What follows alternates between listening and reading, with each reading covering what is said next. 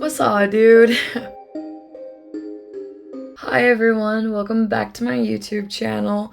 So my voice is kind of gone, so I'm very sorry, but you're gonna hear me sounding like this tomorrow as well because I have to film 2 videos back to back here. So I'm very sorry about that. But let's just, I guess, get into today's video. So I'm sure that we've all heard of the MyPillow guy. And no, this isn't a MyPillow. Before he was known as the MyPillow guy, Mike James Lindell was born June 28th, 1961 in Mankato, Minnesota.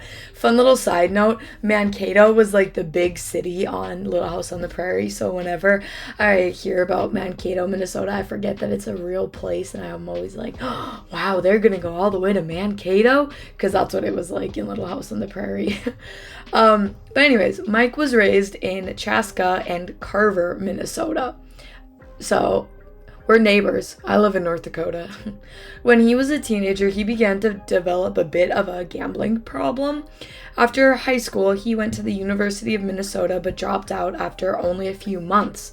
And in his 20s, Mike became addicted to cocaine, but his addiction got worse after he switched to crack cocaine in the 90s. In the 80s, Mike started a few small businesses, including carpet cleaning, lunch wagons, as well as a few restaurants and bars in Carver City, Minnesota. On top of his drug addiction, he was also in debt from gambling. This all led up to his house being foreclosed and his wife divorcing him. Mike states that he achieved sobriety through prayer in 2009. In 2004, Mike invented the MyPillow. The MyPillow is filled with pieces of shredded foam that interlocks. The business grew into a Minnesota manufacturing company. In the early days of MyPillow, Mike made donations to the Salvation Army, Union Gospel Mission, as well as other nonprofits.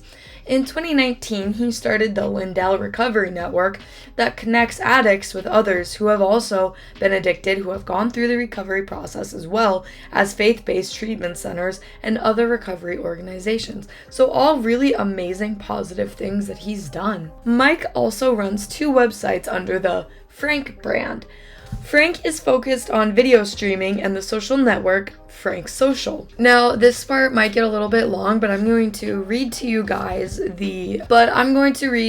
the description of what Frank Social is and just kind of give you a sense for what the app is about. Frank Social, the voice of free speech, is the platform for Americans who want to defend life, liberty, and freedoms that have marked America as the longest-running constitutional republic in the world.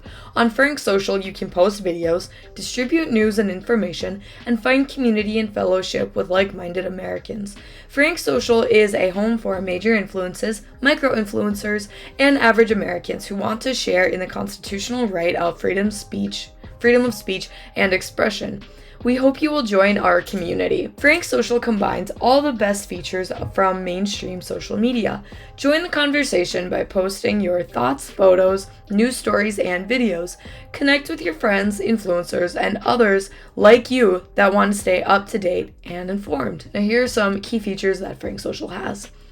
Profile. Set up your profile and banner and track your connections through followers and following. Frank Feed. Watch the latest videos and podcasts from Frank Speech top influencers. Home feed. Personalize your home feed with the people, organizations, and influencers that interest you. The home feed contains posts from all those that you follow.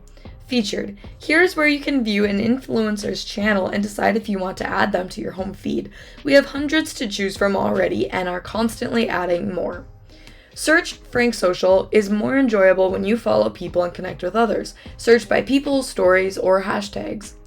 Notifications. Stay engaged as you build a following. See who's following you and who's interacting with your posts. So that's what Frank Social is like. On August of 2016, Mike met Donald Trump for the first time when he was at the Republican candidate. In August of 2016, Mike met Donald Trump when he was the Republican candidate, not yet president. He was just still running for office. He wasn't an elected president quite yet. He became a big supporter of Trump, saying that he was the most amazing president this country has ever seen in history after Trump won the 2016 election. The two became very good friends, and at the beginning of the coronavirus, Trump had a line of CEOs informing the nation on how they were going to help the country fight off the virus. Mike pledged that his company would make upward of 50,000 cotton masks a day, which really, that's awesome that he pledged to do that many. In 2021, Mike started a challenge called Prove Mike Wrong. If a person could prove that Mike's data for the claim that the November 2020 election was rigged could prove that that claim was wrong, that the election was rigged, they'd win $5 million. I mean, honestly, it's not a small chunk of change. I wouldn't mind winning $5 million. I'd pay off my car. Mike believed that China had interfered with the election in multiple states. He also claimed that he had data from the internet to prove his theory. When his allegations weren't taken seriously, he got frustrated and then launched this contest. Like, it was a full-blown contest. There were rules and regulations, and Mike and the people that participated in the contest had to sign, like, a contract. Bob Zeidman, a software expert from Las Vegas, decided to take a crack at proving Mike wrong. After he spent a few hours going over the data, he determined that it was all bogus, in his words. Bob called his wife and said, "Think about what you want to do with $5 million. That's awesome. That's such a funny quote. I love that. Now, I believe that in the contest, you could take upwards of 3 days to compile your data in order to prove Mike wrong. But after only a few hours, Bob figured that Mike was wrong. Like, that's all it took him, was a few hours. Bob describes himself as a conservative, and he voted for Trump twice, so he's a supporter. So he's not, like, he might be biased to say, like, yeah, that election for the man that I wanted to be president was rigged. He should have won. You know, in that way, he had every reason to say that. But I think that genuinely Bob took this challenge on with an open mind, and then when he looked at the data, he was open enough to be like, hey, you know what? This doesn't look quite right. Like, I don't think that this is in fact a fact, but maybe more of an opinion that Mike has. You know, so it's like, it's not like this was a Democrat, you know, coming just to prove Mike wrong and, I don't know, would try to make stuff up or whatever possibly. It's like, Bob's a supporter. He had every reason to want Mike to be right about this. But he said that some of the data that Mike provided just amounted to a simple Word document and a table that had been made to look sophisticated, but it wasn't. Part of the document contained some IP address that Bob said were just meaningless. After he turned his findings over to Mike, he got no response. Because he didn't hear anything back from Lindell LLC, he looked into getting legal representation and pursue arbitration to collect the $5 million. Arbitration is a form of alternative dispute resolution method where the parties in dispute agree to have their case heard by a qualified arbitrator out of court, according to Cornell Law School. I went to Cornell. You ever heard of it? The American Arbitration Association formed a panel and they sided with Bob. The panel noted that in its findings, none of the data provided to Bob was related to the 2020 election.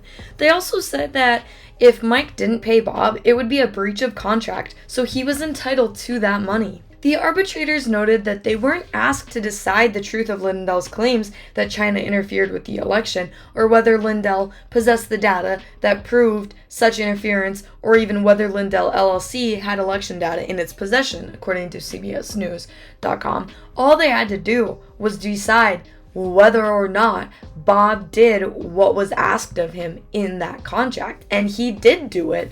He researched some data. He came to the conclusion that Mike was in fact wrong. He did everything that he was supposed to. He was entitled to that money. It wasn't the panel's decision to decide whether or not Mike was correct or not.